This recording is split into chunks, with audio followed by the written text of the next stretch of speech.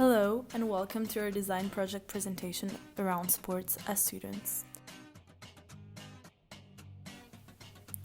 By speaking to students about their experience in doing sports, we identified a key assumption, which is that most of the time, university students do not do as much sports as they would like to. In order to develop this assumption, we used the 5 whys method, which led us to the fact that university students are struggling to find partners for doing the sports at the time they would like to, and do not have a mean to ask all people that would be potentially interested.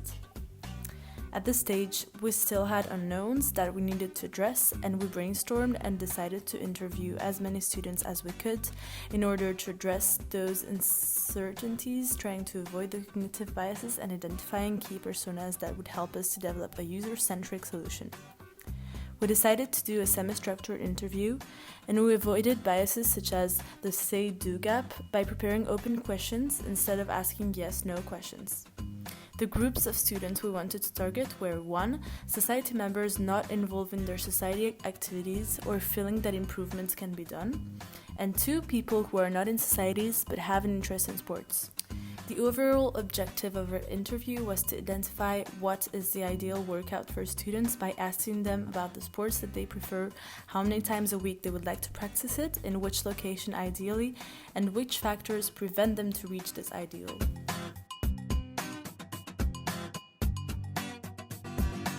We interviewed 18 students with different sports habits, asking 4 questions. The questions were designed to be mostly open-ended to get the most insights. Indeed, we only ask 1 yes or no question. And we also used the word ideally to get unusual or real answers and how often students really want to exercise. Finally, instead of asking simply why, we prompted students for 3 reasons why they don't exercise as much as they would like to get a complete overview and push their reflection even further. We wrote all the answers on post-it notes, 1 for each student interviewed, and put them on the wall to visually cluster.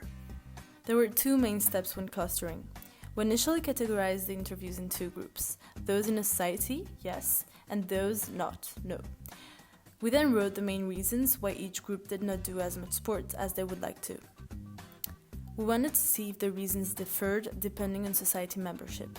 We then clustered the interview notes within each group by current frequency of sport, using a top-down spectrum from most to least to create our personas. We obtained 5 clusters, 3 for those not in a society and 2 for society members. We decided to base our personas on these 5 clusters. We built a first stakeholder map, which we'll iterate over before getting to the final one for a report. We initially thought of 3 main groups of stakeholders. The first one is students, whom we target. Students can have 2 roles. They can either be the ones looking for a partner or the partner. Then, there are 2 other groups which enable students to practice sports and provide facilities or sessions, societies, and then gyms or clubs. After clustering the interviewed persons, we created a persona for each of the clusters to identify their needs and pain points in order to understand more how we can help them. Lucy and Ethan are examples of the personas we created.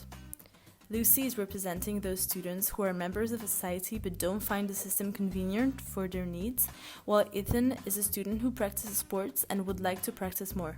However, he is not a member of a society as he doesn't want to be overcommitted. Using the personas, we created our first draft for the user journey map. The map focuses on the before using the app situation of the user, the during situation, and the after situation. We mapped out Lucy's experience and with emojis visualized her feelings at each step. This map also enabled us to identify the touchpoints between our service and the users. We have 3 main touchpoints represented in red on the map. We will develop this map throughout in our analysis to understand all small details of the process. Once our problems, stakeholders, and users were clearly identified and defined, we started the ideation phase of the process.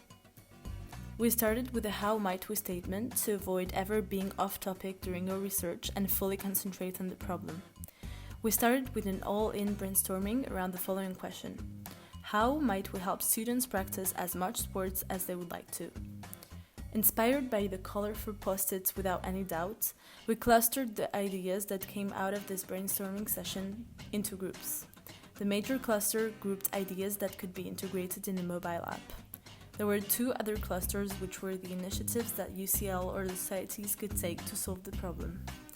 We also had two additional clusters, one which put the focus only in amateurs, and the other one comprising our crazy ideas, such as having more sport lessons taught by professionals and celebrities.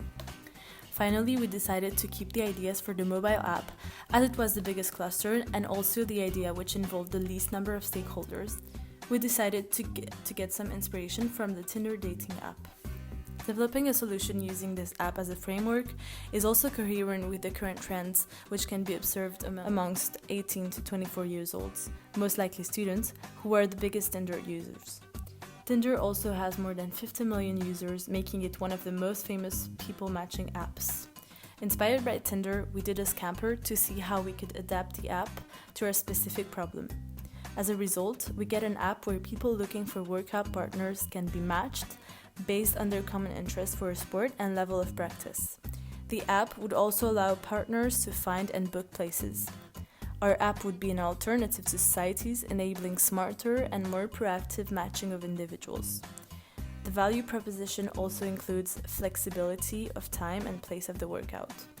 Our solution's main focus is in people, with the subsidiary goal being place finding. Then came the fun part, prototyping. First of all, students will need to sign up with their University of London email addresses. Then, they will choose a password and repeat it for confirmation. The second part of this step consists of providing important information such as the first name, last name, birthday, and gender. Then, they will need to select two sports they would like to play and their level, so our app can suggest appropriate partners with the same interest and level. All this information can be updated at any time if the student has improved his level or wants to try another sport. Then, when the app has taken into consideration all your personal information, it will work like Tinder but with an algorithm focused on different selectors. You will be able to swipe right if you are down for a sports session with a proposed partner, in this case a tennis game with Sarah tomorrow, or swipe left if you prefer to pass the class. Finally, if you get a match, you can message the person and then plan a meeting with her. Thank you for watching and see you very soon on our app.